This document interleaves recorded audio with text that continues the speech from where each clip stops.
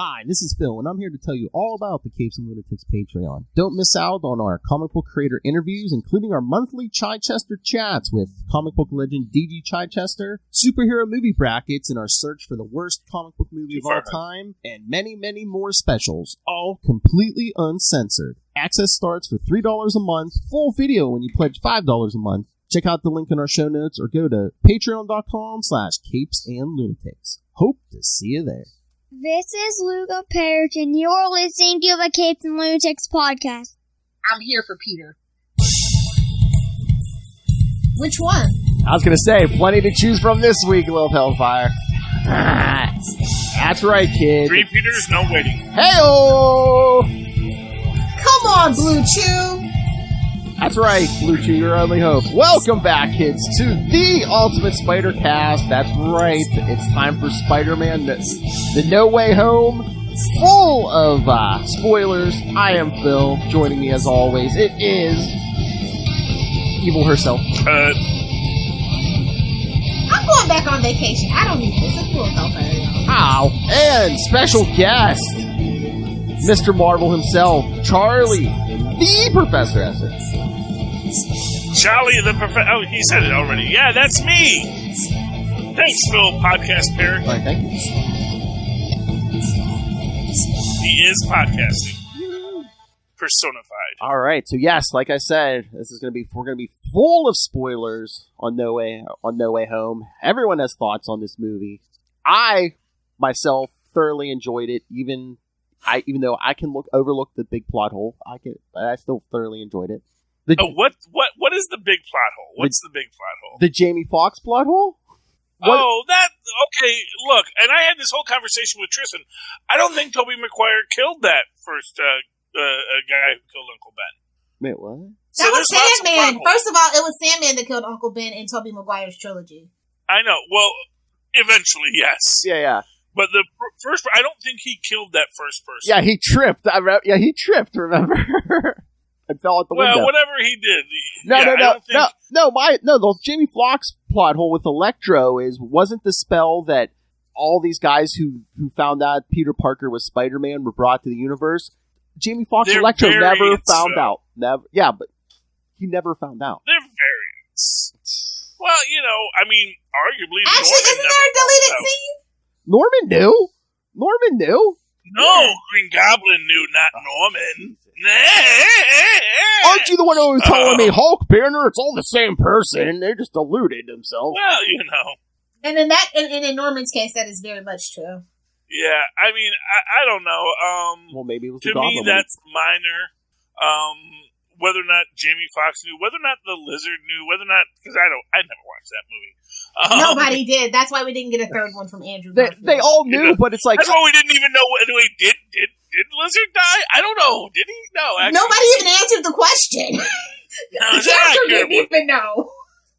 Wait, did I die too? Well, that's the thing. It's like, and that's the same. That's the Sandman issue. It's like, no, actually, a lot of people didn't die. Some of them died. Yeah, Sandman didn't die. He just kind of which is became a cloud and floated away. Yeah, it's kind of one of these weird things where it's like, again, maybe let's talk about this. So if everyone trying to rush to do something, let's say, well, okay, who died and who didn't? Why did they die? Okay, so of course you'd need to get the other Peters in too. Then, but then all you need is Ned and his sling ring.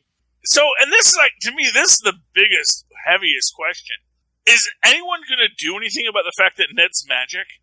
No, we're saying hasta la vista to that, baby. It's gone. Nobody cares. We don't have to answer anything about that anymore. I mean, unless they start like a Strange Academy. We got our fancy blue suit. It's over. Hey, at least I like the end. Homemade fancy blue suit. Spandex and all. Spoilers, I love the ending. Yeah, we got rid of all the Stark tech. He's making his own stuff now. That's what I wanted. Okay, I really feel like this movie confirmed my two headcanons. One, Tony Stark was Tom Holland Spider-Man's dad the whole time. And that's why we never met. And two, Sony had rights to Uncle Ben.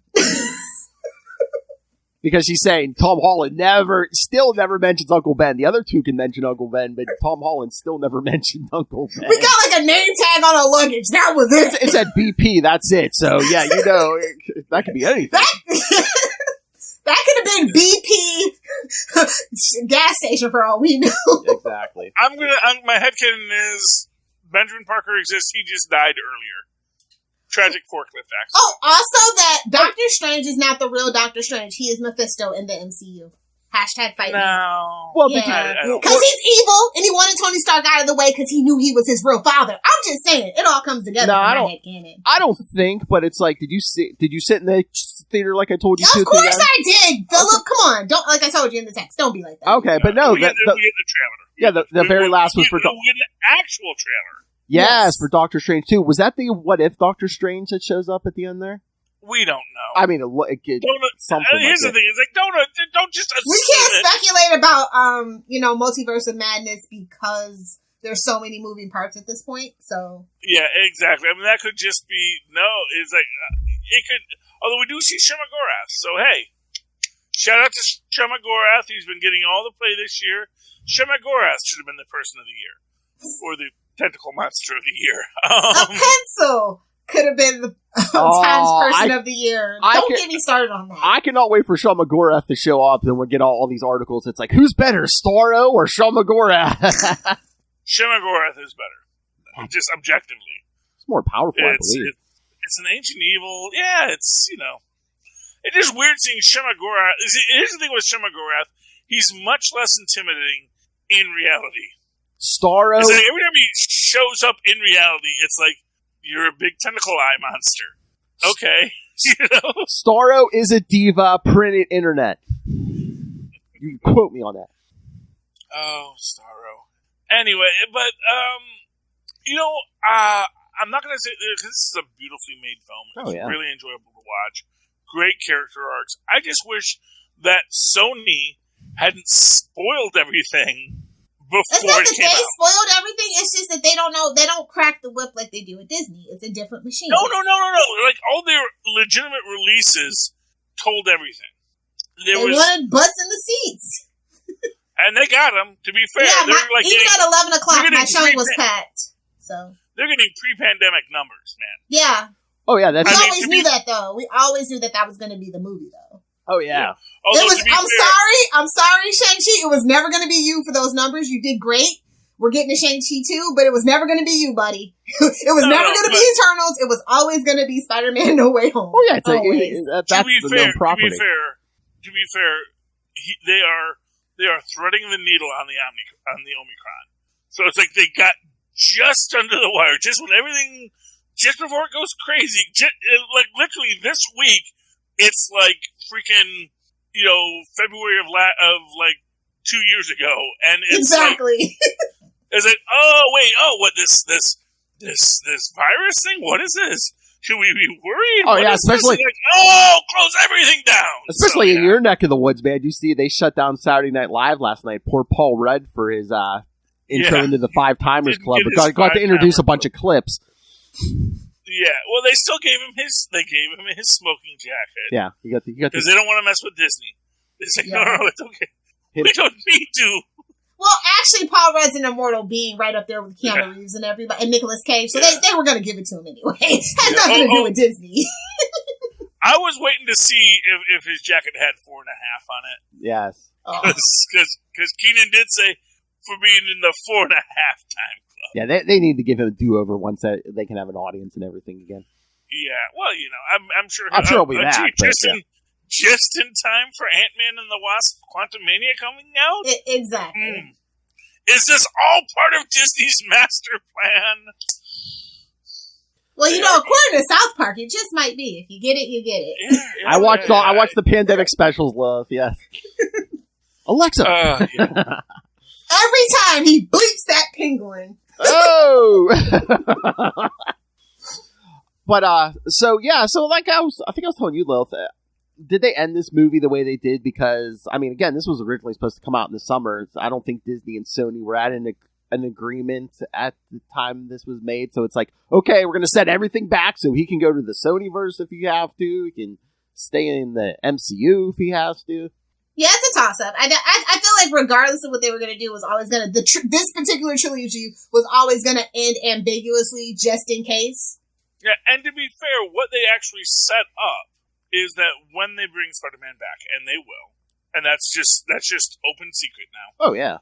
When they bring Spider-Man back, he is going to be a much more of a established Spider-Man that we know. He's going to be... We're out of high school, finally. His own man. Out of high school. He's going to be going to Empire State University. Exactly. Oh. Not Is he going to be working for Jameson? Hey, that is a SUNY school. And do you know what a SUNY school is? Actually, technically, it's probably a CUNY school. City University of New York. That's free to New York residents. Because we know he's a broke son of a... Yeah, but he's going to go to a public university in New York City, greatest city in the world, next to Newark. We'll let him have it, Phil. Don't ever. To be fair, California has a free college system. So California and New York have free public college systems where if you are a resident, you get to go to college relatively for free, or at least at exceptionally low cost. And that's a good thing. And so he's going to get to go to Empire State University. Well, to be fair, all the taxes that they charge, the kids should get something out of it. Well, I mean, but that's what That's what taxes are for. But rarely are they used for that. What they're supposed to be for, yes. Yeah, well, but some states do it right, I guess, is the answer. And of course, the thing is, if you want good services, you pay higher taxes, and that's how that works. If you want better services, pay more taxes. So yeah, it's So just the way they ended that, I'm like, okay, the only thing they have to bring back is Tom Holland. I mean, they can start fresh. Hopefully, he's working for James.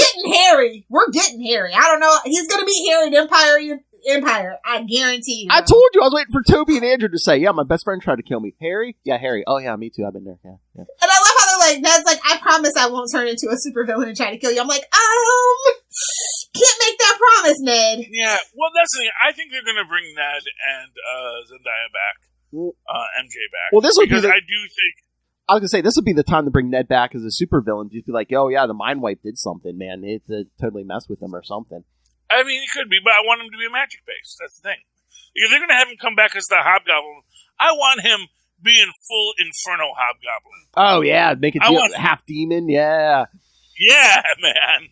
I want him to be when he goes to MIT. I want him to be like Doom's roommate. Like, yeah, let's see what we could do, man. Let's see if we can contact the Netherrealm. And then he just shouts, I got tabs on Morgan Le Fay. Oh, my goodness. Deep cut. I mean, and again, can I just say how cowardly is it of Peter to shut down MJ there? It's like, oh, I could tell her, but then she's going to be in my world, and oh my goodness, it'll break my heart, or break her. I don't know whose heart he was worried about breaking there. Well, again, it's a theme of all the Spider-Man movies. It's like, she's going to be in danger. If I don't bring her back into my world, she's, theoretically, she's going to be safer. It never works out that way. I mean, she was going to eat my lizard man this movie. It doesn't, and it also takes away all of her agency. It's a bad move, Pete. Don't do that. But that's a classic Peter Parker move, to be fair. I will say that's very true to the character. So, and people got mad at me when I said, "Well, I was like, Jameson's right. He is a menace. We love him.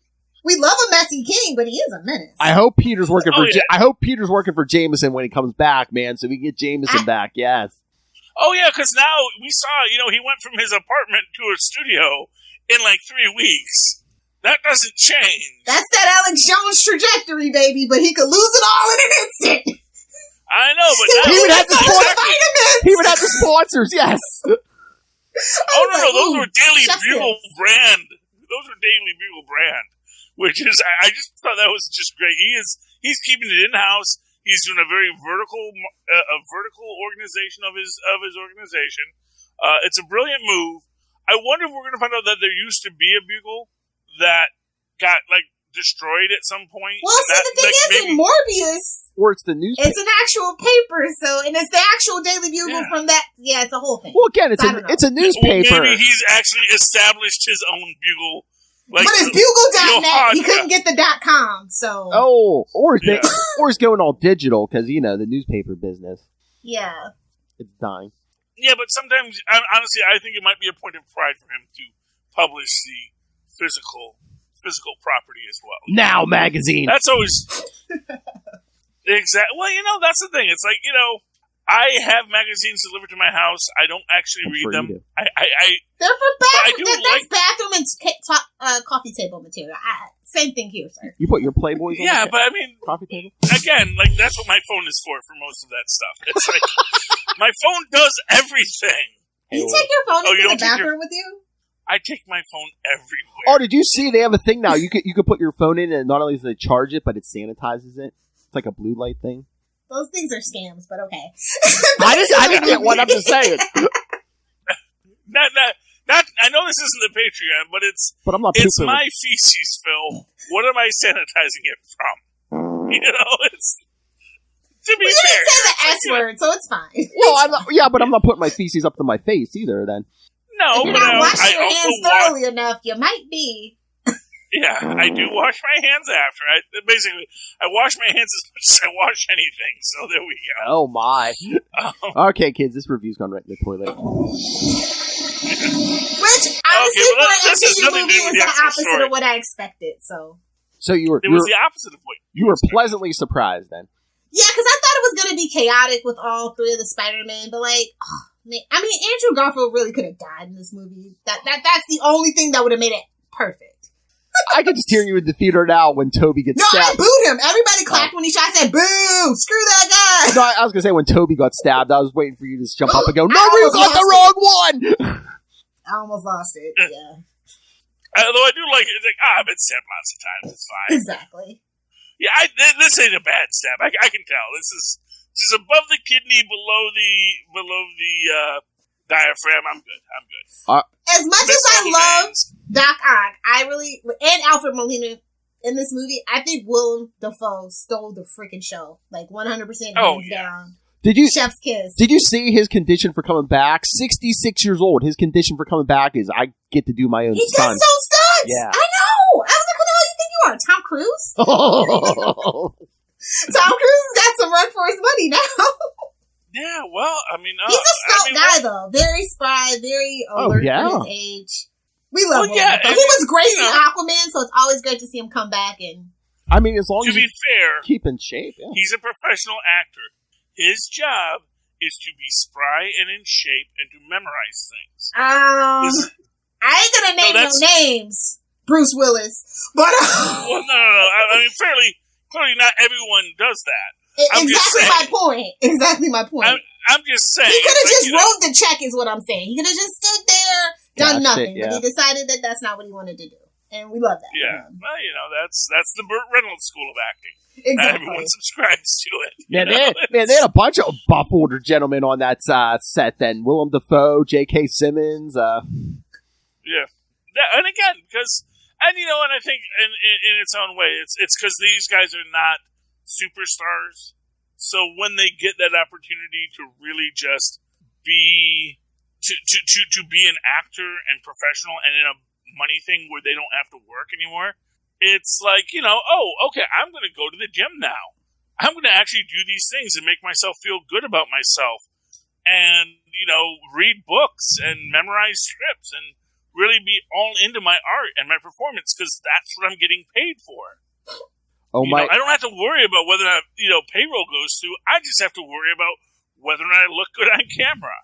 It's just not a lot of older guys that are willing to do that. It's like literally Tom Cruise is the only guy over 45 that's out there still doing his own stunts and just being that guy. So it's just I think all the Marvel guys do that. I think Paul Rudd is doing his stuff, and I think definitely Chris Pratt is still very much in shape. Yeah, but I thought a lot of times for insurance purposes they didn't want them to do their own stunts. Not Chris Pratt. Evans. Chris Evans. I'm sorry. I said that. Yeah, I was just like the fit. No, Chris Pratt. Chris Pratt is. He's the other Chris. Okay, it's Chris Evans. It's Chris Pine. The Chris. Chris Evans can get it. All weird how many Chris's there are. It's like there are two. It was a Chris's. popular name back in the 70s, I guess. Apparently, I don't know, man. Oh yeah, well, it was probably one of the biggest names back in the day. Yeah. Yeah, I mean, I guess so.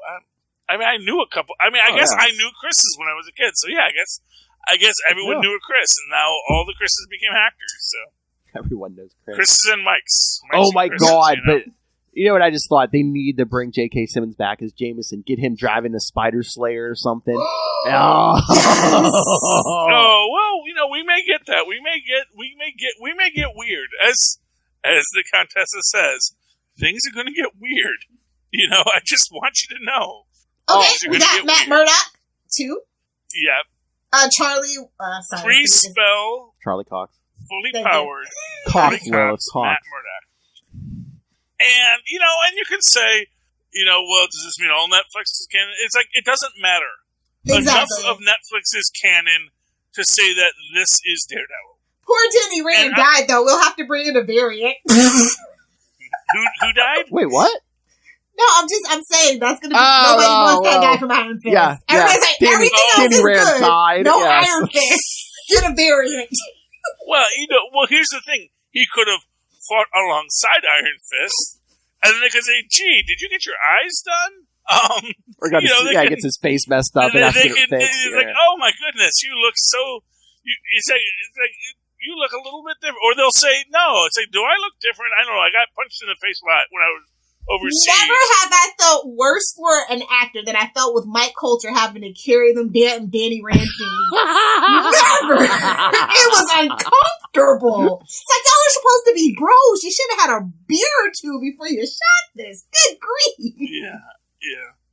You know, I mean, that's the thing. I do wonder if we're going to get a lot more of replacements. You know, I mean, I do wonder if they're slow walking. What's his name?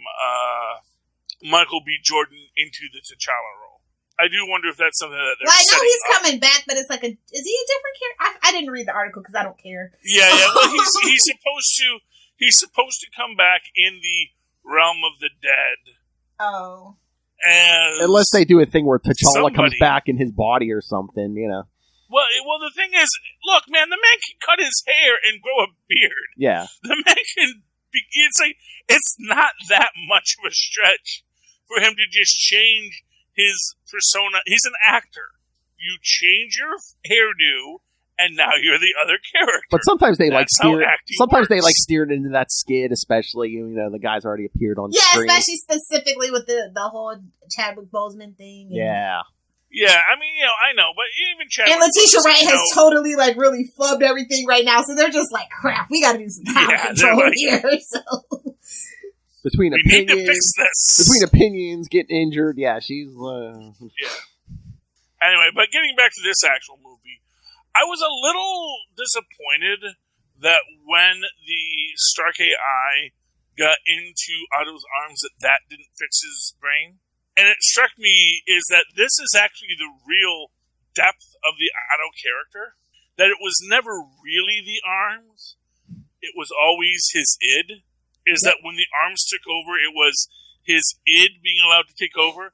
And then as soon as, you know, that even though the arms were never really in control, it was just he was letting it force his id. And then essentially what the new inhibitor chip did was reestablished some equilibrium between his id and superego, so he could be the guy who's like, oh, maybe that's not a good plan. Maybe I could actually have social norms again. Charlie, you could headcanon it where it's like, you know, those arms are from a different universe, and Otto's tech was so advanced, Tony Stark's couldn't, you know, completely fix it, so they actually had to make a chip to fix it. Well, no, because clearly the AI took over the arms. So clearly the AI was in charge of the arms. The arms aren't telling Ock to do nothing. Well, it could control the arms, but it couldn't, you know, actually fix it, you know. You know who got the best deal out of this whole thing? It's Jamie Foxx. He got to redeem that character. Mm-hmm. Mm-hmm. And even he's I felt very happy for him. And even he's like, oh, no comb over. And yeah, well, because Dr. Manhattan did, you know? Oh, yeah. Dr. Manhattan didn't look like that before he got broken down to his composite molecules.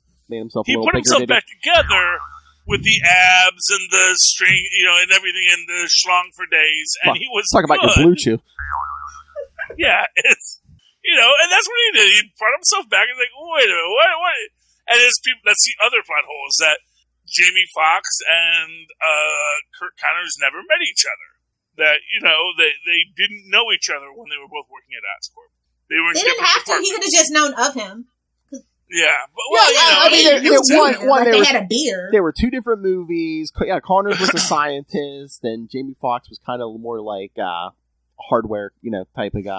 Apparently Sony's universe needs OSHA too. Everybody's falling in the eels. I know. They can pull out that joke and like, oh yeah, he fell in a pit of electric eel.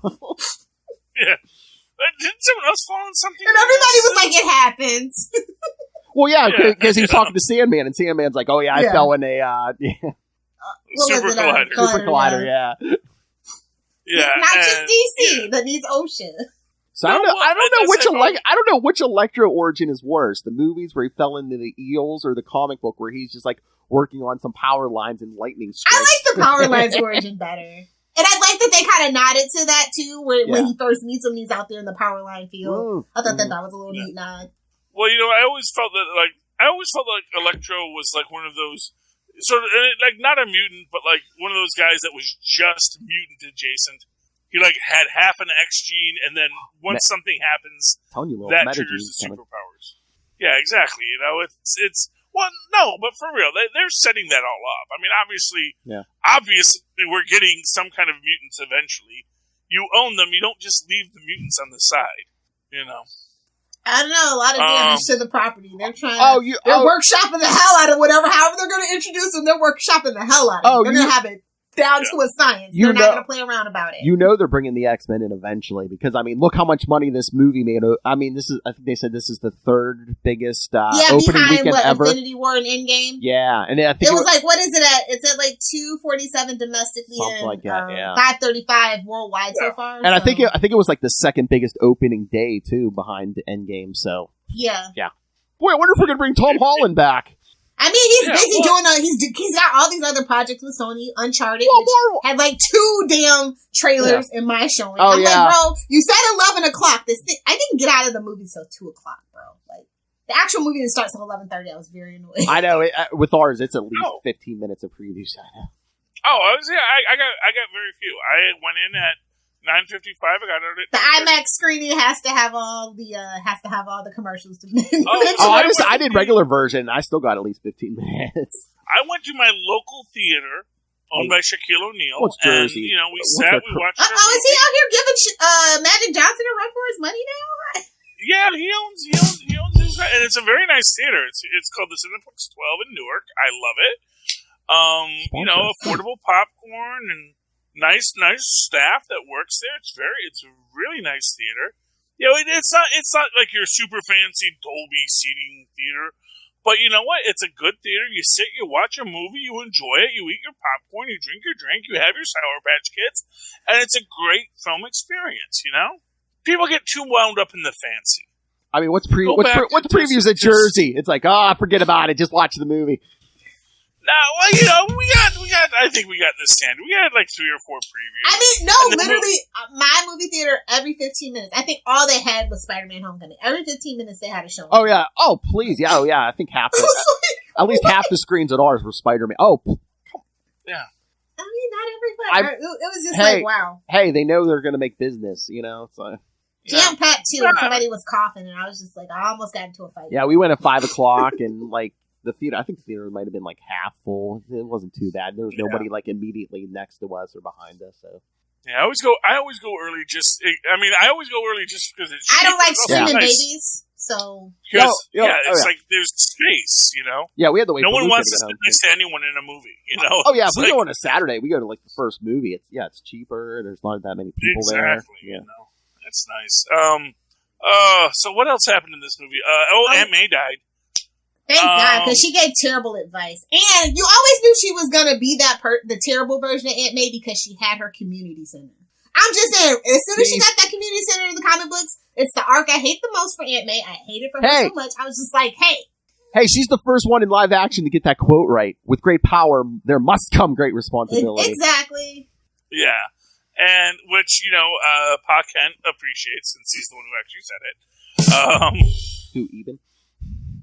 No, Pa Kent from the serials. Or is it the radio show? The radio serials, right? No, it was the Superman serials. Okay. Because those actually, I think, predate the radio show even. because you got like the Superboy youth of Clark Kent in the serials. So, but Pa Kent, said that, and it's great. I'm sure Stanley said that. Ooh, that's a good line. I'm going to write that down.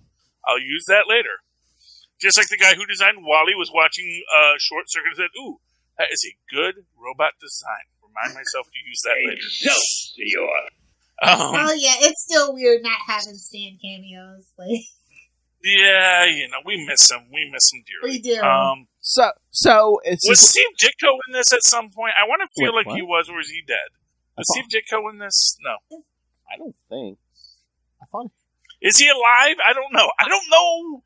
All these great artists, they sometimes pass away, and I don't necessarily remember who that is. Yes, I only know Stan Lee just because we all. I just assume everybody from the 60s is dead at this point, except for Betty White. Yeah, he died in 2018. Yeah. Oh, okay. There was a guy. I was like, wait, is that Ditko? I don't know. I mean, he was born in 1927, so he'd be 90-some right now. So.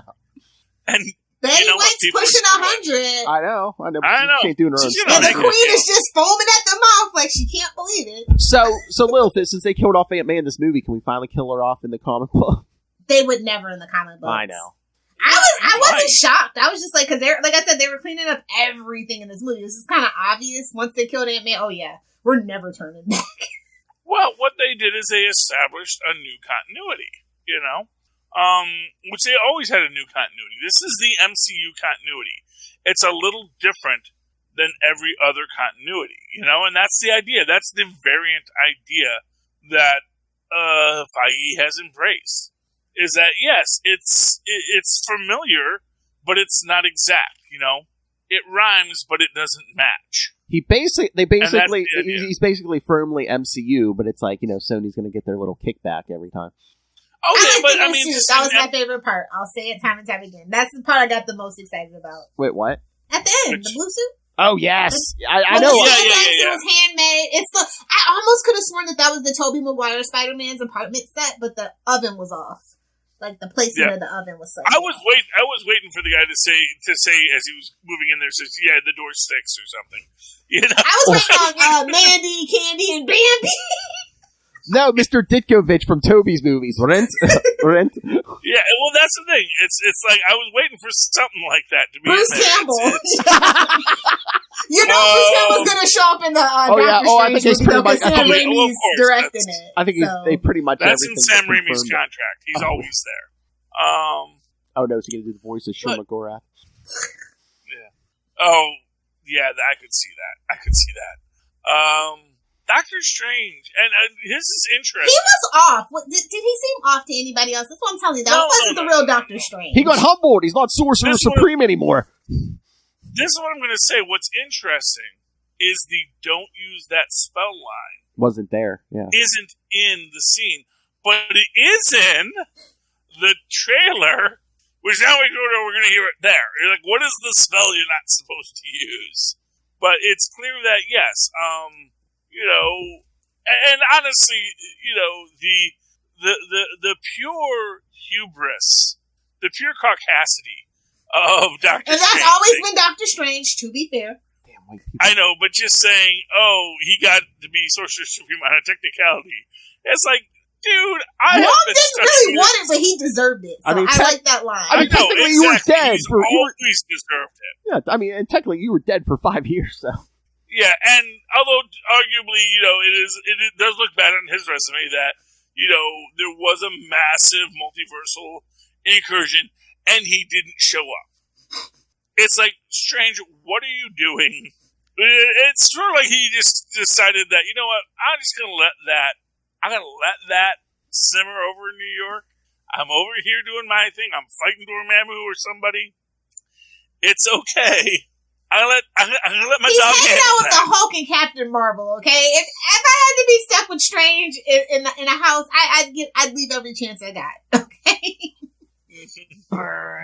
Makes me wonder if Multiverse of Madness is going to have something to do with him. This should be repercussions from this. I told you, is he going to be like, is it going to be him? I cast this giant spell, but I don't remember what the hell it was. I mean, it might be. I'm most interested in the whole Eye of Agamotto's time stone thing. Because they've remade the amulet. He's wearing the amulet, but it doesn't have a time stone. Yeah. And part of me wonders, is the amulet supposed to gather the energies of the stone to it? And the idea that, obviously you can't destroy the stones, you can disperse them, but the stones have a will of their own. Either the stones are going to recoalesce in their forms elsewhere. Or just like a magic battery, or, something just to replace that time stone. Well, that's the thing. Whatever it's going to be, but I just think that the thing that held it is going to recreate it. I think that we haven't lost the Infinity Stones yet, and I think they are going to address that later. Because, it's too good of a MacGuffin to just say, oh, they were destroyed. Especially when they make the whole point of, oh, if you take this out of our universe, then our universe is doomed. But we're going to return it to a universe that is also doomed because it won't have a time stone when we take it out. It's like, clearly, and also clearly time is still flowing. So, obviously they're there, and we've got a drawer full of these things at the TVA. So, hop back into this universe with one of those handy-dandy time stones. Maybe it works. Who knows about that time stones? Because it's supposedly in Loki, they don't work outside their own universe. But meanwhile, in What If, Ultron's just smashing through realities with a set of Infinity Stones. So. Well, no, they didn't. No. See, they never actually made the caveat they don't work outside of their own universe. They made the caveat they don't work outside of time and space. Oh, okay. It's a difference. If Loki had been paying attention, he would have had a time stone when he walked back to that time at the Roxcart. Rocksmart. And, he would have had the thing, I just love the immediate repercussions with the, Quentin Beck was right graffiti everywhere, and just... So who was right, Mysterio or Thanos? Someone tell me who was right. Thanos I don't was right. know why Quentin Beck was right. That's the weirdest thing about that to me. It seems like it was like a copy of the Thanos was right, and you can see people will latch on to anything. I mean, especially in the universe where people were blipped away. Do you know what I mean? Well, no, but in the blip, it's like, here's what I'm going to say. I can understand the argument that I can understand Flag Smasher's argument from Falcon and Winter Soldier. I don't necessarily know what Quentin Beck's argument even was, aside from the fact that he wanted to be a superhero and Peter Parker maybe killed him. But I don't know that he actually took any particular stand. Charlie, you don't have... Like, Charlie, what is he right about? You don't have to make sense. Quentin Beck had a point of view. J. Jonah Jameson, Fox News picked it up, and a bunch of people believed it. It didn't have to make sense. But no, what is the point of view that Spider-Man's a menace? Okay, I can work with that. Peter Parker killed me, bigly. I'm gonna make the multiverse great again. Yeah, get it? I don't know. I'm a little. I'm not quite sure what he's supposed to be. Don't you bring your logic into this? It's like Critical Race Theory. It's like, okay, he was right. What is he right about? And it's like, don't ask me that question.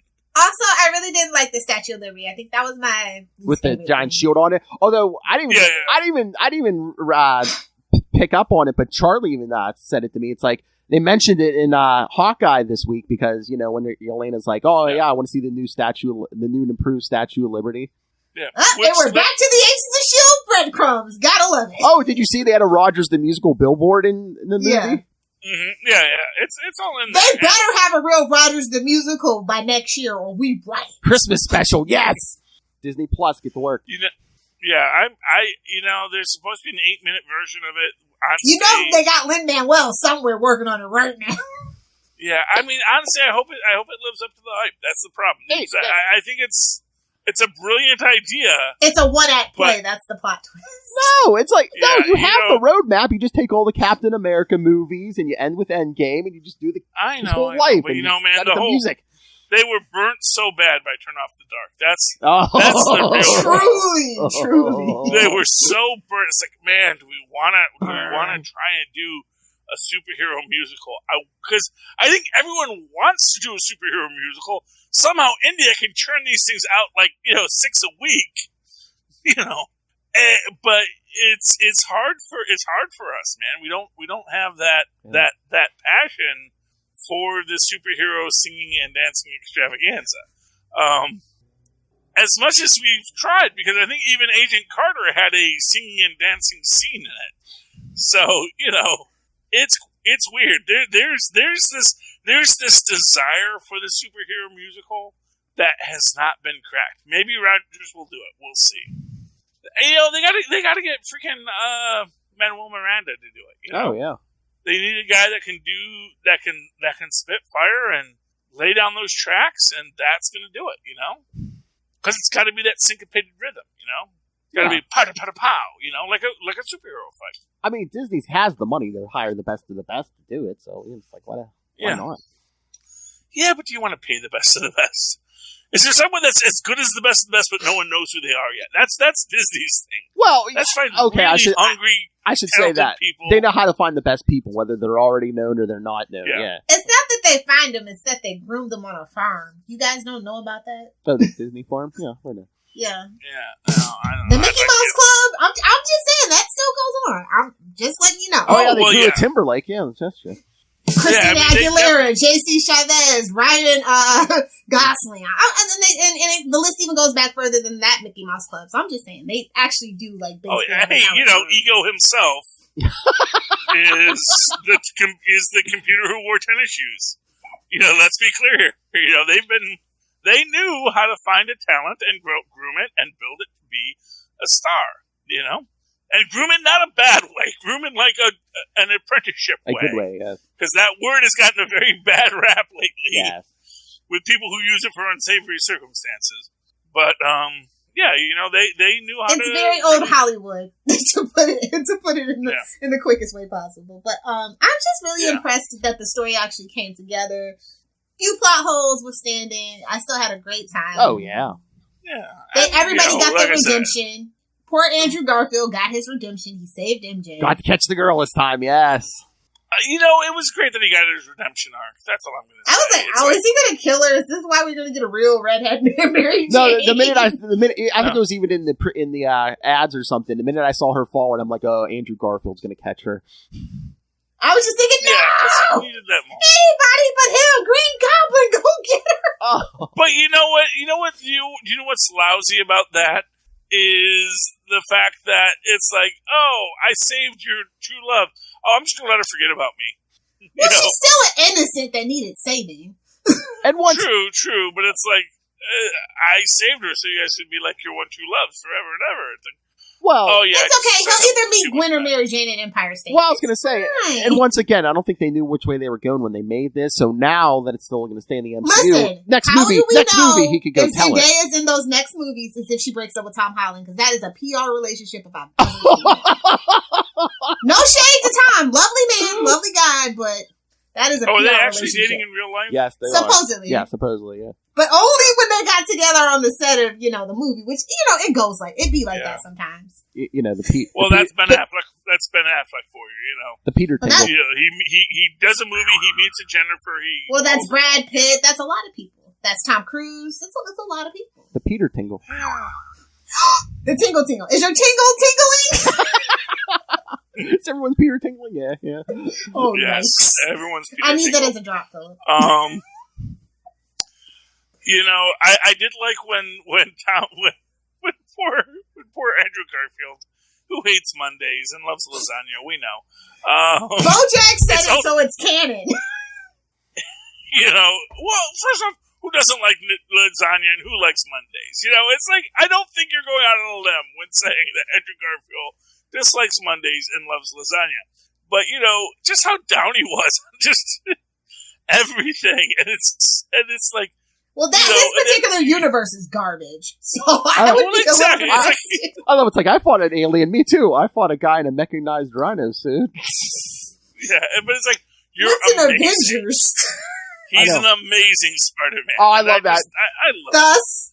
Yeah, I know. I love Toby. And I love Toby. Ooh, Avengers. What's that? Yeah, that's so cool. What is that? Yeah. Listen, Tobey Maguire is, he's Ben Reilly. No, like Charlie said, you could do that universe now, but have Mayday Parker. Yeah, I was hoping he was going to say they had a kid. Yeah. I was like, come on, you guys have a kid, right? Well, you know, they have to hold that back. They gotta be careful with what they do yet. But that would also explain why he's not in the uniform. You know, Well, he had it underneath. It's fine. Yeah, well, you know, maybe he just wears that like underwear. It's kind of, you know, I don't know. I might need MJ. I might need to jump into a fray. Or you could say after this movie, that was his injury. That's why he can't be Spider-Man anymore. Whatever Green Goblin punctured. Yeah. You know. And what's funny about the back injury, because he actually did get a back injury on the set of the second one, and they tried to have they were going to have Jake Gyllenhaal replace him because, you know, Kristen Dunst loves a guy that looks like Tobey Maguire. Just saying. Elijah Wood, look out. So I thought that was kind of a fun meta thing. And it was a joke too in Spider-Man 2. You know, when he's trying to get his powers back and he falls off the roof, he's like, "Oh, my back." Yeah. Anyway, because you're 30 playing a teenager, buddy. Yeah, but he's got that Paul Rudd gene, you know. He's got that. Oh no, I mean, as much as I love him, he has not aged as gracefully as some. But I still love him. It's fine. I mean, he still didn't look Everybody's bad. genetics are different. He looked good in this movie. That's all I'm going to say. I am looking forward. Like, what would have really sold that is if he had the goatee. Yeah. Then would know. No, we would have thought he was from the evil Mirrorverse, though. That's what we're trained to believe. So I'm glad that. Every Strange is from the Mirror Universe. I mean, you know how I feel about him, so that would be about right. So, when you see the clean shaven, that's when you run. I think I saw somebody. I think I saw someone describe this movie. You know, like especially that scene with Tom Holland and him in the basement doing the spell in the towards the beginning. Someone's like, "Yeah, two British guys in a basement doing bad American accents." A wizard's dungeon. I was like, she's not wrong. Oh no! First off, none of these people were doing bad American accents. No, Tom Holland's accent is no. no. It's rough. Andrew Garfield does a bad American accent. Oh, poor Garfield. I will not agree. I'll agree with that, actually. Yeah, I mean, this is what I'm going to say. You got to always take all these things in context. You know, first off, to say there's not an American accent. There's like a million. Well, Tom is specifically like doing some random New York mixed with I don't know what accent. So Tom Holland sells it because Tom Holland is TV American accent. He's there's this. Let's go get a cheeseburger. There's this idea in Hispanic culture, which is the Telemundo accent. Yeah. Which is everyone in Telemundo has a certain way they talk that infuses all the local dialects of Spanish. So everyone has that Telemundo accent. And Tom Holland does basically a Full House accent. It's like, this is what people in America talk like. This is what I know. This is what Ross and Rachel talk like. This is what everyone in New York talks like. I'm just mimicking that organization of vowels and consonants. We were on a break. And it doesn't matter if that's what people from Queens or Manhattan or anywhere else Long talk Island. like. Long Island. Yeah, it's like he's trying to do a character that is from America. I know, I get it. I'm just saying. And as much as Africa is a country to everyone in America, America is a single place for everyone outside of it, you know? In the same way that we think there's a Canadian accent. There's like 100 Canadian accents. Hey, buddy, forget about American, but there's still 100 Canadian Shout out to my new fundies. The best accent in all of Canada. Well, exactly. That's the most pronounced one, so that's what everyone thinks all Canadians talk like. Hey, buddy. Because it is the best accent, you know? I'm sorry. Alberta's a close second. I'm not going to lie. I'll give it to Alberta. I'm going to go to Australia and everyone's going to be like, "Oh, yes, how are you doing, sir?" It's like, well, you don't ever. No, this isn't the Australian accent. No, that's just Queensland. I don't know what you're talking about. That's Tasmanian. Yeah, I know. We all laugh at that accent. We laughed at that accent first because that's that accent. That's not everybody else in Australia. I thought they were Boston pizza owners. I just want to know what happened to everybody. That's my cliffhanger. I'm just like, aw. Yeah. Oh, yeah. Well, I mean, we're going to see that in the next 6 Tom Holland MCU adjacent. I was counting the villains, and I'm like, it's only 5. A Sinister 5. I know, a Sinister 5. Baby. Well, Tristan noticed that too. Wait. I just kept going, where's the other one going to come in? Is it going to be Rhino? Hey. Is that the secret surprise? No, it was intentional. Did you guys feel called out? the sixth one was at the bar and couldn't get out of the bar. Exactly. No, it was intentional to make you people feel like idiots for saying there has to be a sixth villain. What do you mean, you people? And saying no. I knew, but I just like in my heart of hearts, just like when my friend goes, "Oh, Miles, yeah," I was like, "Yeah, they can't have the animated guy." Sorry. No, I mean, although I did like to call out, it's like, I'm sure there's got to be a black Spider-Man somewhere. Like, and you're half we'll right. get him. We'll get Miles eventually. We're gonna get Miles. Miles needs to stay in the Spider-Verse. I do not need, like, literally nobody can live up to that Spider-Verse. I'm sorry. No, but here's what I'll tell you. You might get Miles in an adjacent Sony property. So I would want Disney to have Miles if we're gonna be real. Hey, Peter goes to college. He trains a new high school Spider-Man, Miles Morales. Well, he still needs a spider bite, you know? Well, it happened in the comics, man. Somebody's experimented with spiders again. We never saw Tom Holland get bit. Why do we need to see Miles Morales? I know. Sony owns that sequence too. Sony owned way more than we thought, damn it. MCU, they're just like, yeah, it happened, dude. Just take our word for it. It happened. I just think it's something that we all knew. It's one of these things where, like, you know something exists. Yeah, I don't even believe he's a real Spider-Man because he was working with a team. Now that we're getting this, I don't know. Yeah. Hey, real Spider-Man has worked with many teams. Actually, my biggest disappointment in all of this is that we didn't get Chris Evans in a Future Foundation Human Torch uniform saying, "Hey, Webhead, what are you doing here?"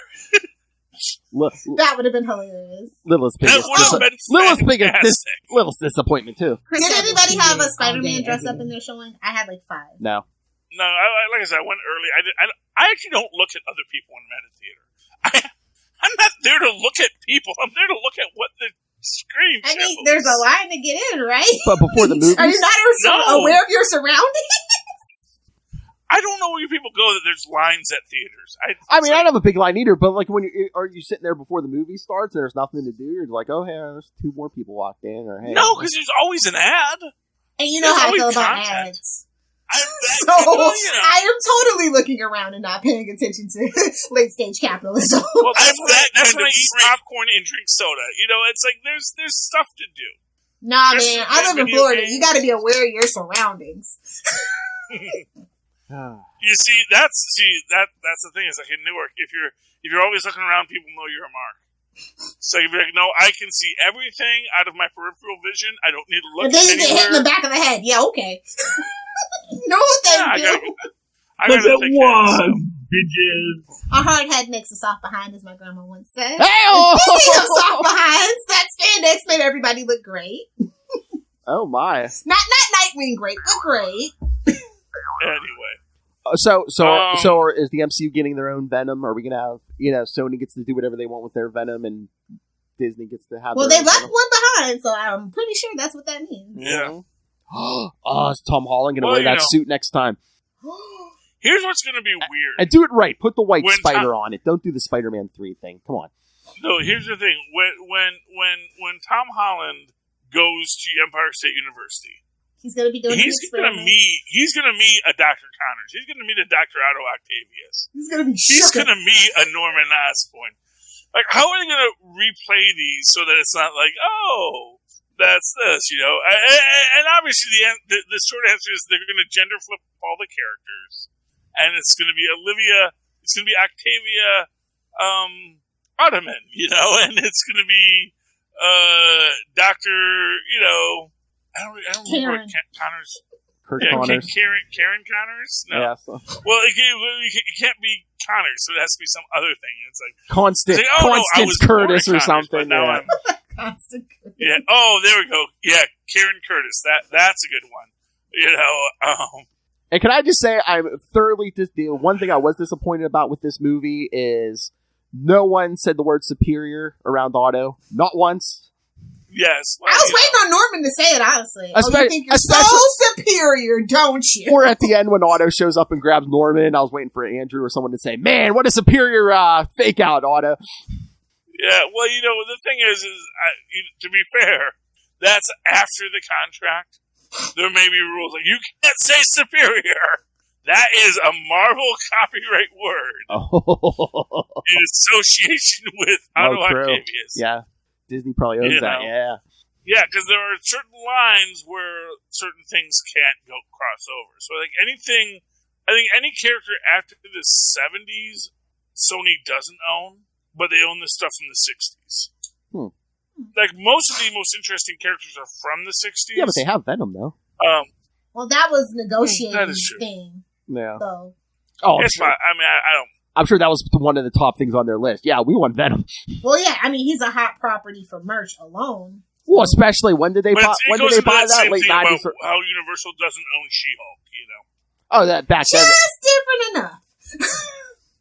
But yeah, this movie was great. I was thoroughly surprised because I actually don't really enjoy Tom Holland Spider-Man. Oh. I think Ned's the best thing about those Spider-Man movies. So. And which is why they got to bring Ned back. And you know, I don't know if you've seen any recent interviews with Ned. He has been in the gym. He is like he looks like a freaking ninja warrior now, and I want to see Ned lead Sorcerer Supreme. You know what they need to do? They need to make him like an apprentice, either Doctor Strange or Wong, and have him in like the Young Avengers or something.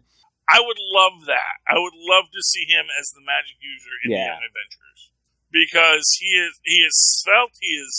He looks like a superhero now.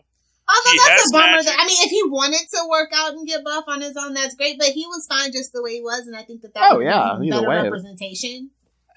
We already have the buff Asian guy in Shang-Chi. That's all I'm saying. So I know. I don't know. He's like super buff. Maybe he's more like what's that guy? It's a funny guy who was. Will Sasso. Lots of them. But I'm trying to remember. He was in Moneyball. Oh no. Oh, Jonah Hill. And Jonah Hill, yeah. He might be Jonah Hill buff now, but he shaved his head too. So he's definitely trying to get a look. Never go full Jonah Hill. He still has a very wide mouth, which I don't think works with the shaved head. I think you need a very angular head to pull off a shaved head. You got to look like the leader, you know. If your head goes too far to the left, you kind of need to do something at the top to I don't know what's going on. Even it out. But that's just my own opinions. This is aesthetics. This is like, you know, that golden triangle thing, trying to figure out exactly what makes beauty. But he looks great. I think he looks awesome. And I would love to see him in as a future sorcerer. I would love to see him as a magic user in the Young Avengers. Definitely. And honestly, I don't know if anyone took back his sling ring. He's still got it, and he may not know what it is now. Is that a loophole? Is he going to remember eventually if he still has a mystical object or something? Yeah. Well, I mean, that's like one of those weirdest aspects of this. Like, what does his grandma remember about her grandchild opening up portals in her living room? Maybe she just remembers Spider-Man shows up. She don't remember a face or anything. Well, to be fair, she didn't know who the heck Peter Parker was. Exactly, yeah. So all of her memories might be completely intact. You know? It's like, yes, remember you have that magic device and you can do the thing. It's like, oh yeah, that's what that is? Yes. Yeah, I remember. And because that's the thing. It's like, it's one of these weird things. It's like, that's the real plot hole is how does everyone square all their memories? Because they're still on the Statue of Liberty after a major battle. They don't know who Spider-Man is. They don't know who Peter Parker is. No one does. And I guess everyone forgot who they were as far as the relationship to him. But, you know, at the same time, they're still there. They were there. They're witnesses to this devastating attack by this Spider-Man. Did someone snap again? Exactly. You know, it's interesting. And I would imagine that, I think Ned still has a sling ring. All right. So, before we wrap up, should we get to our 2 pieces of feedback? Oh, yeah, let's get to the feedback. We've been going way long here. Yeah, all right. So I'll start. I don't even think we talked about what happened in this film yet, so that's fine. Let them say what happened in the film. All right, I'll start with Noel's because I'll have to read it. Yes, Noel, half of the Velvet Drapes. He's one of the Loonies, and also he's starting a new podcast with Russell, who is supposed to be here. A Howard the Duck podcast. So they may be contacting both of you eventually. Quack quack. Oh my. All right, so Mr. Noel Tate said, I love the movie. Jumped almost instantly into my personal top 3 of the MCU movies. Was a celebration not just of the MCU Spidey, but of all the past films. Like almost everyone, I was spoiled a bit just from the rapid speculation, so even pretty much knowing we were getting Maguire and Garfield, their introduction was still sort of surprising to me. Same thing with Cox as Murdoch. I clapped like an idiot when they panned out and we saw his cane. What brilliant timing of Marvel Studios dropping episode 5 of Hawkeye in this film in the same week. I think that was intentional. Like the Hydra reveal in Cap 2 and Agents of S.H.I.E.L.D., but done even better with more drama. The drama felt very classic Spider-Man, but May's death still felt bold and truly shocking. The fights also felt classic Spidey, but even more brutal. The fight with Goblin in the condo building was particularly vital. On the humor side, I could feel John Watts' underground comedic background in some of the awkward scenes like the 3 Peters doing science. He also seemed to have that particular classic corny Spider-Man down pat. I think they did a great job bringing in past characters from the other franchises, focusing and expanding on what worked in the other movies and redeeming the ones that didn't work so well in the past. Defoe and Molina shined, but the rest of the villains, Jamie Foxx especially, were fantastic. Doc Ock was so good and was really most people's favorite before Spider-Man villain before the MCU, so it makes sense to highlight him. When the Venom post-credit scene first started, I thought, oh no, now we're headed into the Sonyverse, but having him go back was hilarious. Venom was clearly the 6th in the Sinister Six, but got drunk in Mexico instead of going to fight Spidey. Leaving a little, as you do, as Tom Hardy does. Leaving a little symbiote behind is something they could pick up or not, but it leaves Spidey firmly in the MCU, albeit with a new status quo. All in all, it's a 9 out of 10 movie for me. A few minor dings for some plot conveniences and a few of the jokes landing for me personally, but they are minor dings. Loved it. Oh yeah, that was a great scene. Well said, Noel. Yeah, that was a Well great scene with said. them, the 3 of them doing science, and Ned's like, Peter, and they're like, yes? Oh, what? Peter 1, Peter 2, Peter Parker, Andrew Garfield should have been Peter 3. Peter Parker. Oh yeah, still all of us. I mean, it was great, and I love the idea. And, to be fair, I actually realized that, he's in Mexico. He's not going to get to New York in time for this movie. You called it. You called it before this movie came out. You're like, he's going to be on a train somewhere. Eh? That's going to be our end credits. Yeah, he's going to be like waiting to get there. He's trying to figure it out, and then like, oh, everyone's talking about like this alien, and also I just thought that was great. The post credit scene was like, my family disappeared for 5 years. I know. He's like, there's a purple alien. Don't tell me what the heck aliens want. Aliens eat brains. Well, yeah, and to be fair, that sounds like some QAnon nonsense. It's like, there was never a Thanos. Half the population didn't disappear. It's like, dude, shut up. Why wouldn't Eddie believe that? He's literally got an alien on his back. It's like, okay, what aliens? I know, because he's very drunk at the time. I guess. And it's weird that the symbiote doesn't process that anyway. I guess the symbiote's like, no, you deal with that, dude. I'm not dealing with your alcohol. You keep that in your system. The symbiote has problems. It's not a chicken. The symbiotes have trouble processing that. Yeah, no, it just. I mean, it was funny. It was a funny scene, but it also makes sense because he's in Mexico. He was in Mexico on the run. How's he gonna get? And again, like I said, I always love the fact that it was this rundown, favela that he's in originally, and then it becomes this Disney resort when he's in the MCU. And I really want to see the next Venom film now, just to see him come back. And it's just this dive bar, It's. I mean, they did that. I mean, they could have had a quick 30 seconds of the people from the other franchises just popping in different parts of the world, like the Rhino shows up in Paris. Like I said, I was waiting for the Sinister. It's going to be Rhino. I know. I was keeping count. I was like, well, someone Paul pointed out that Giamatti needs redemption too, baby. No, you see, Paul Giamatti's Rhino was just the worst of all rhinos, and it's like we don't need. That's like a fan-fortastic kind of thing. I wouldn't see the end of that fight. Exactly. We don't need. He beat him up. Smacked him with that manhole cover. Versus a guy in a robot suit. It's like, we know Spider-Man will beat him up because first off, he's Spider-Man. Second off, it's the Rhino. He's dumb. And third off,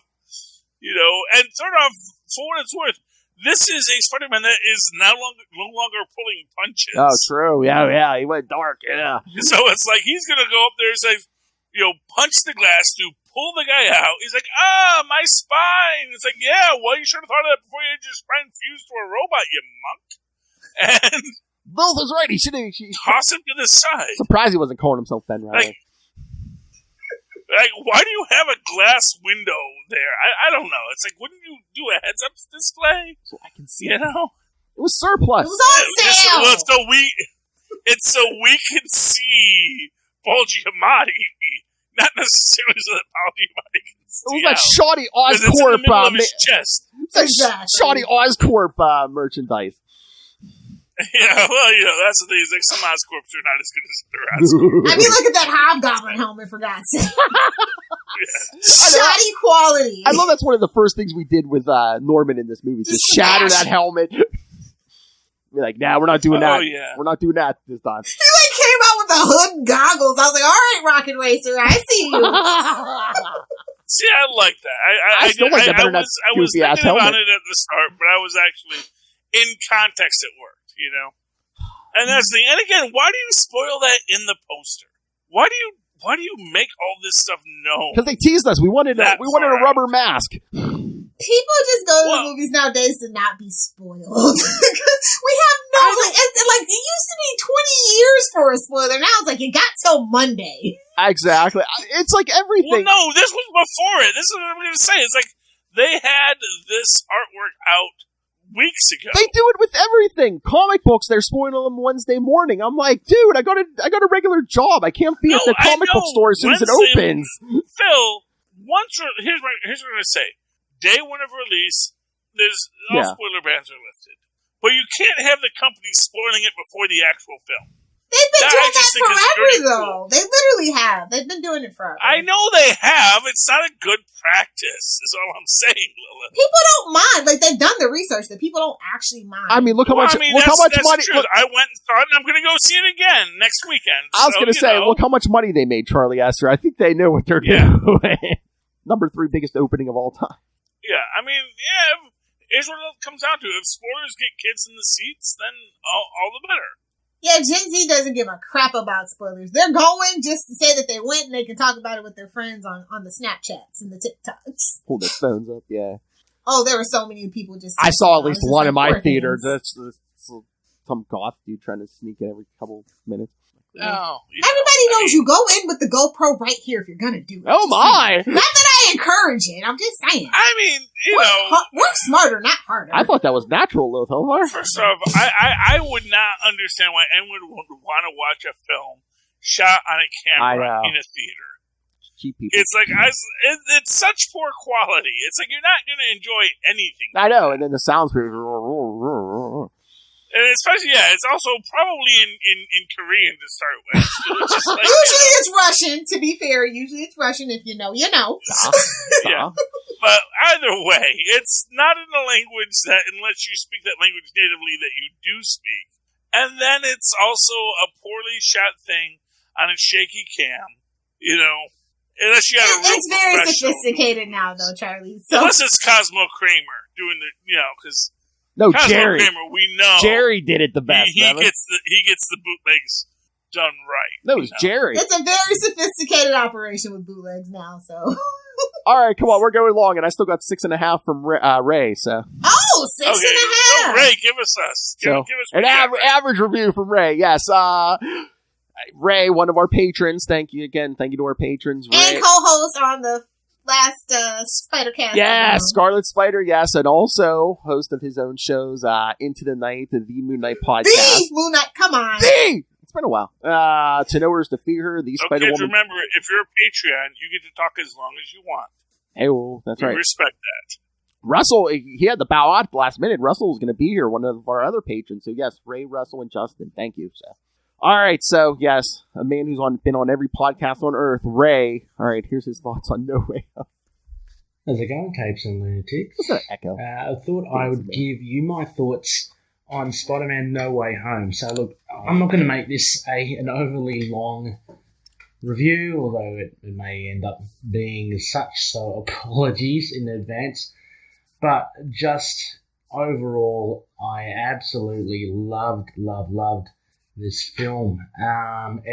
I tried to steer clear of all the hubbub that was on the internet about it and all the speculation.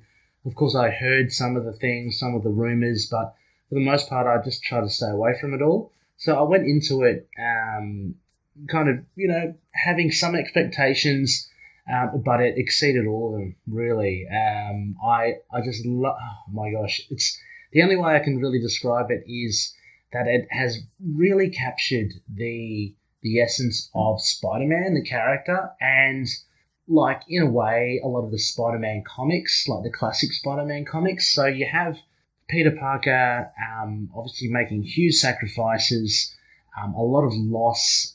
He's got to kind of push forward as well. He's really got such a hard life, and this great power and great responsibility, and it's kind of shown here. Beautiful, the riff on Uncle Ben. I think that has kind of now explained to a lot of nitpickers about Tom Holland's Spider-Man and the lack of Uncle Ben. So now we see the alternate reality of basically Aunt May filling that role, and it's almost like a curse that Peter Parker's all throughout the multiverse have to suffer through this. They've got to have a deep loss. We saw Andrew Garfield's Spider-Man talk about Gwen Stacy, and Tobey Maguire's, of course, talking about Uncle Ben. So I love it. And off the back of this as well, I love the fact that it's kind of reiterated that Tom Holland's Spider-Man and the MCU in general is not potentially like the universe or the definitive universe. It's a mishmash, and it's definitely not the 616. I mean, in my mind, the Marvel 616 is the universe. So what we see on screen is an alternate reality, and in that way also that addresses the fact when people say, oh, I hate it when they change it from the comics, because it's not the comic universe. It's not the 616. It's its own thing, and I just love how they kind of reiterated that statement with Tom Holland now having Aunt May as his Uncle Ben, so to speak. So brilliant stuff with that. Brilliant stuff with, there was that speculation with Matt Murdock. I loved how that was kind of summed up in the first 5 minutes, and that was kind of taken care of. A very brief cameo, but I was just blown away by seeing Charlie Cox as Daredevil and catching that brick. It was just good stuff. But having that out of the way, then managed to focus on all the other stuff. And the villains were fantastic. I was there kind of picking, that one was from the Tobey Maguire movie, that one was from the Garfield one, and it was a perfect mix. There was humour throughout. It had the friendship between Mary Jane and Ned and Peter Parker, that network that Peter has, which he ultimately loses at the end. Again, it's such hard luck being Peter Parker. And of course, the big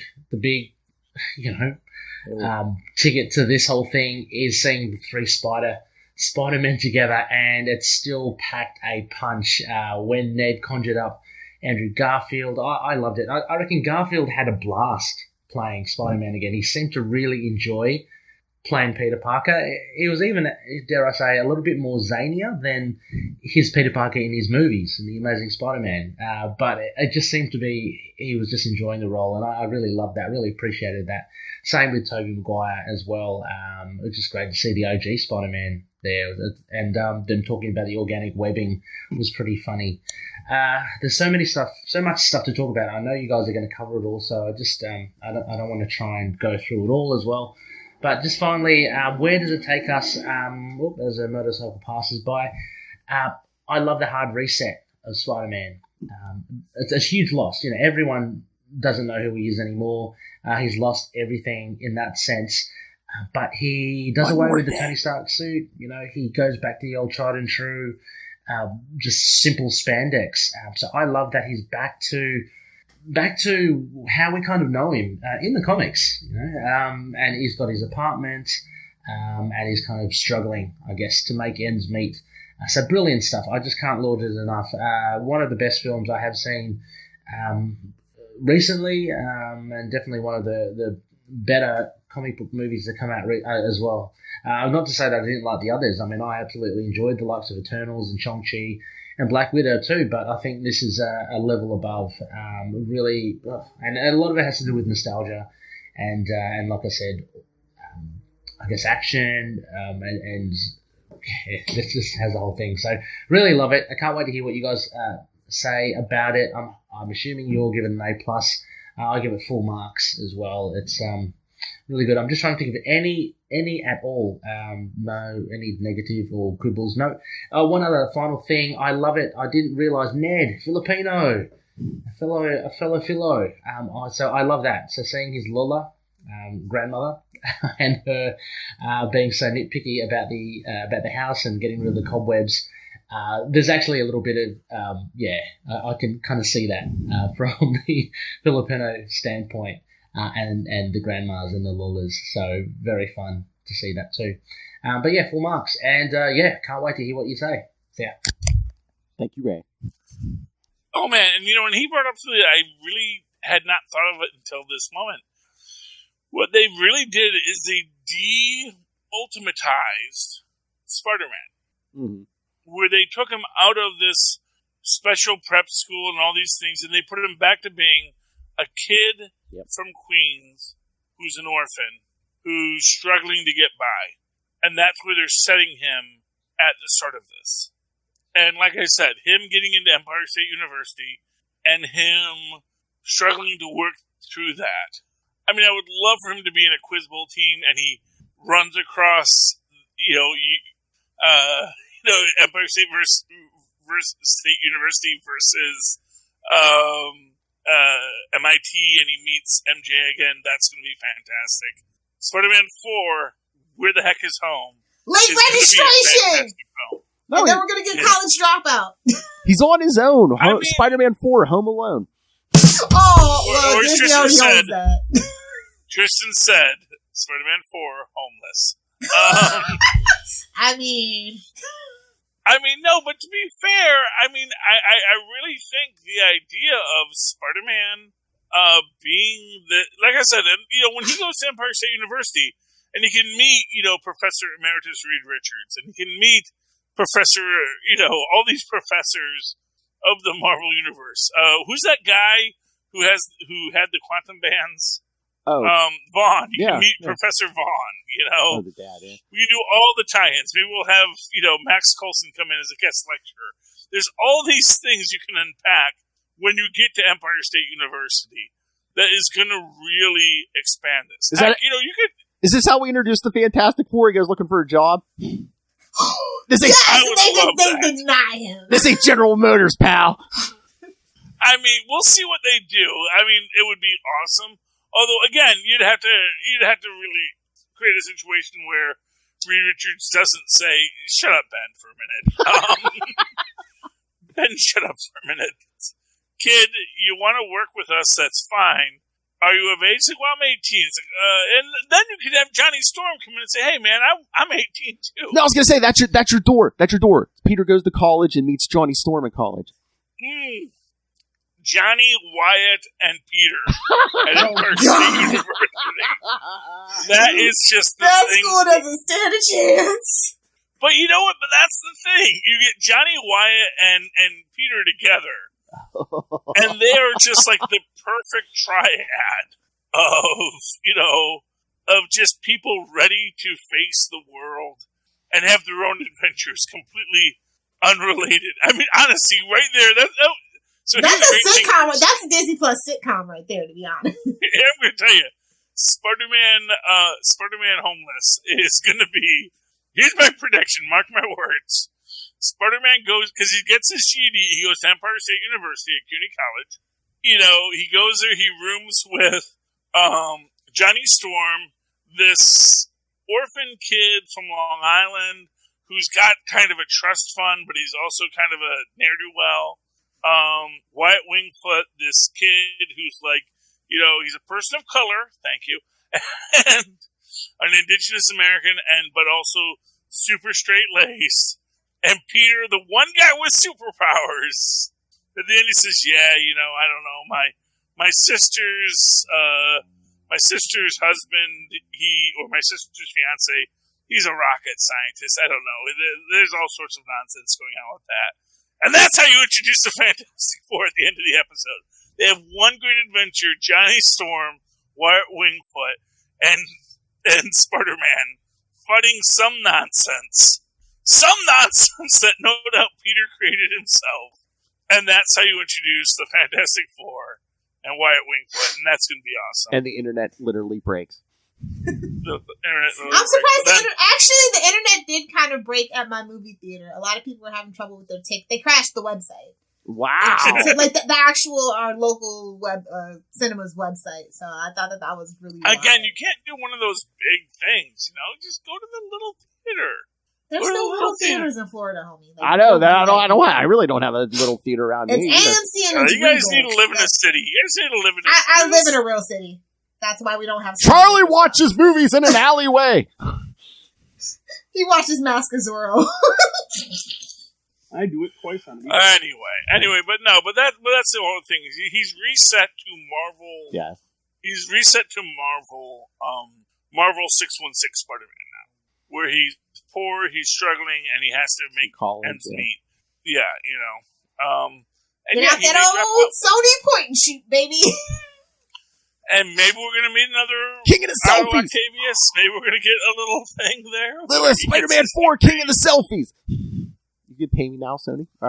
Disney? Yeah, well, that's the thing. He's going to need to make money, and I need pictures of Spider-Man. If anyone sees this dangerous monster Spider-Man out there, I hear he has 8 arms. I need to sell papers. I need to afford scorpion suits and spider slayers. Well, he needs to get likes and clicks. You need content. Yes. You need grainy photos. Advertising. Everyone knows grainy photos. We're going to zoom in and enhance on this photo. And it must be whatever you have to pay him. J.K. Simmons must return. Yes. Yes. J.K. Simmons. He ain't passing up a page. I know. He's in superhero movies. He doesn't have a superhero. I was rewatching those Toby movies. Oh my god, J.K. Simmons is the best. Although he does have his own show, so he has not really, but what? Yeah, he's out a lot. He's a working actor, And he's on Invincible. He's going to be in the Batgirl movie. He's everywhere. No, he's going to be around. But first of all, I'm sure Invincible doesn't pay as much as playing Invincible. There are these levels. Hey, what? No, he's a working actor. It's Amazon. They throw money at everybody. Well, too, he probably does it from his house too. So it's no, I'm not saying there aren't advantages, but I'm just saying he's a working actor who likes to work. Oh yeah. Again, if you're a working actor, working actors who like to work, they're the ones that go to the gym in between movies. They're the guys that say, I'm going to keep in shape and I'm going to be ready for whatever you need me to do. Because it's easy when it's easy when you're svelte to pretend to have a paunch. It's much harder when you have a paunch to pretend to have to be ripped. I think I read that. I think I read that on a bumper sticker. Unless you're Shatner. Just anytime I can slander. Leave the man alone. He's 110. Come on. He's going to space. He can take it. Oh, hell. Trust me, Shatner has embraced that he is what he is. Lilith burns more than he knows how his bills got paid. He's not worrying about it. Lilith burns more than re-entry. All right, so yes, grades. Lilith, what did you give this? This is the best MCU movie, but that doesn't mean much for me. Y'all know I hate the MCU, but I did enjoy it a lot. It's an A+, hands down. That's A+ from Lilith Hellfire. She doesn't give out pity grades. I don't think I've ever given out an A+. No, I don't think since I've known you've never given out an A+. Not even Iron Man. No, none of it. Nothing. We did get the Batman trailer also. I remember we saw Morbius, the Batman trailer. Yeah. Save it for We Are the Night. No one cares. I'm just saying. Yeah, it was it new? Is this a new Batman trailer? It was some new footage. I think it was the latest one. It might have been online, but it was the... Yeah, honestly, I couldn't tell the difference. Yeah. All right, Charlie. Looked like the same movie to me. I want to give it a higher grade, but everything, it's sort of like, I'm going to give it an A. It was a perfect film. I'm not going to give it an A plus because it didn't break my mind in what they did. Nothing in it was, like, to me, groundbreaking or exciting aside from, the best thing they did was reset Toby to 616 Spider-Man. You mean Tom? Oh, Tom. I don't know. One of these kids. The kid that was all cheese. He doesn't know anything. I don't know. Tom got reset. He's where he's at. I'm excited about like what they might do with Toby or Andrew later, because I do feel like they are like Sony has set up their own. Now we're going to do a Toby-averse and an Andrew-averse, and we're just going to do 3 different Spider-Man films a year. Oh my! Smarts, you see. Big brain, empty wallets. It's like, oh, we only have one character. Well, wait, what if we had 3 characters? Split them in 3! But they're the same character. Which Spider-Man is going to fight Venom first? Yeah. So that is my opinion. I do think that Sony is going to start expanding they're going to expand their Spider-Verses from just the fact that they own separate Spider-Verses, and they're going to do a Mayday Parker and things like that. So, in that sense, it could be cool, but, I wanted to give it a... Just so you know, it's like Sony's Spider-Universe is their cinematic universe. Yeah, and so I'd give it, I gave it an A. It's probably B plus A. Yeah, I'm not going to say it's an A minus. I don't want to take away from it. Yeah. But it's like right on that border where it's like, everything got spoiled. I wasn't surprised by anything. But I liked this story. It was well put together. It was well produced, well directed. It was everything that was good. It's just that because Sony spoiled it before I could enjoy it, it was like, it was cool. I like what you chose. I like what you did. There were no bad choices. But I also would have liked to have enjoyed the surprise. I'm going to give it an A just because, 1, I want Lilith to have the highest grade. 2, I would have given it an A plus if someone had kicked Norman off the top of the Statue of Liberty and we got the gravity gag. I just wanted someone to knock Norman from a high bridge or something. Just revenge. Jerry Conway's ghost could never let that Jerry Conway's still alive. How dare you? Is he really? You got. I think he was like 17 when he was first writing Spider-Man that first time. Yeah, you got the whole thing that Norman gives the Gwen Stacy speech to Oh yeah. To Tom. Wait, which one is it? Tom Holland to Tom. Yeah. Well, I may have did it, but you're the one who did the thing, and you're the one who killed them, Still no it's like, okay, you're doing your Gwen Stacy speech, thank you. Jerry Conway is 69, by the way. What a missed opportunity, Phil. No one told me. I didn't know. Oh, we got to get him for an interview this year. Within the year. Yeah, you got like 2 weeks, but dude. He's 69 until September. Before he turns 70. Yeah. Okay, so you got 9 months, Phil. Get on Work your magic. Hey, man, I've been wanting to talk to him. Tell him it's Philly Podcast on the line. I been wanting to talk to him. He wrote all those Spider-Man. He created the Punisher. It's like, come on. Yeah, guy's good.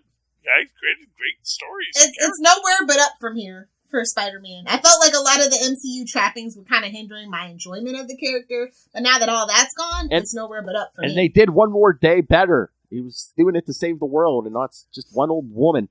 Ding dong, the witch is dead. And I love Marissa Tomei, but her portrayal of Aunt May, she was the worst in the MCU. Just my. Like, she broke Happy's heart. Like, screw you. Well, to be fair, Happy was clingy. True. I get it. Are you crying? We broke up. That's the thing. It's Happy. Joy. To be fair, it's a fling, but it's also, it's weird. It's like no relationship isn't weird. Yeah, May got flung. Yeah, it's. Too I feel bad for Happy, but I've never been on. I didn't go through their dates. Maybe he was a weird guy on a date, or maybe it was just for fun. And she was like, And maybe him taking it more seriously, maybe he got too wound up in it being too serious. Maybe it was like not even that he was opposed to it being serious, but it's like he wanted it to be serious so much faster. And it's like, dude, cool your jets. You know? I know that you're a superhero guy, and you're like, no, man, people get put into fridges all the time. You want to just lock these things Welcome down. to the freezer! Oh! Charlie Esser make a Green Lantern joke.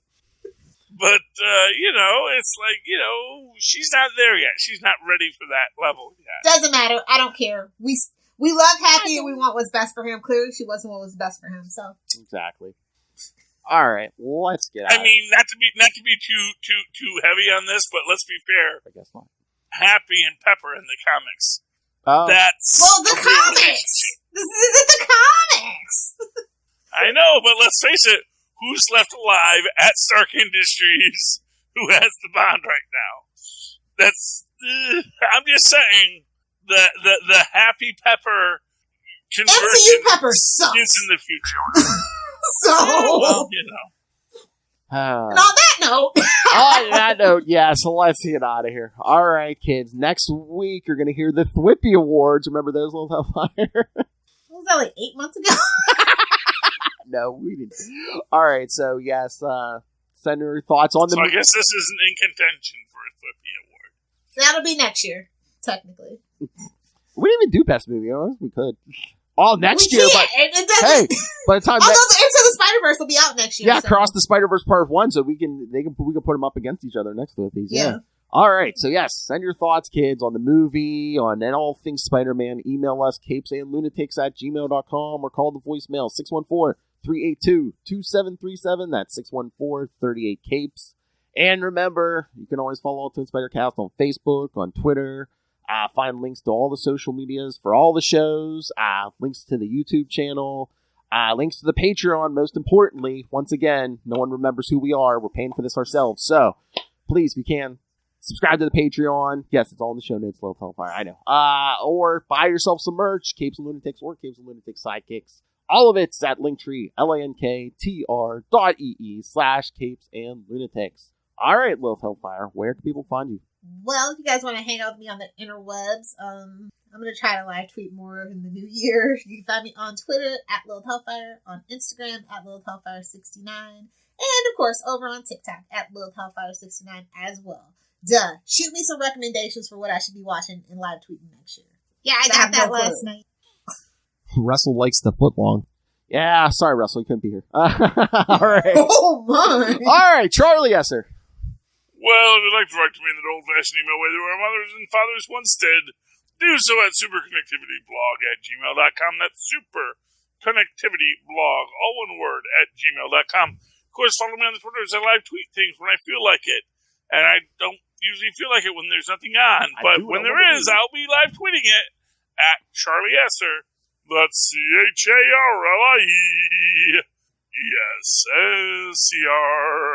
Look for the 2 E's in the middle. For quality. Bing! Thank you, Maz. Ooh, Spider-Cast ping. All right, kids. Thanks for joining us. Again, next week, Thwippy. Then in January, getting a bunch of Morbius episodes. Look, get hyped for that Morbius movie. I promise. It looks decent. I hope it's decent. It looks, from the trailer, it looks decent. It's going to be crazy, man. It's in the MCU. It's not in the MCU. We don't know! Swing on back!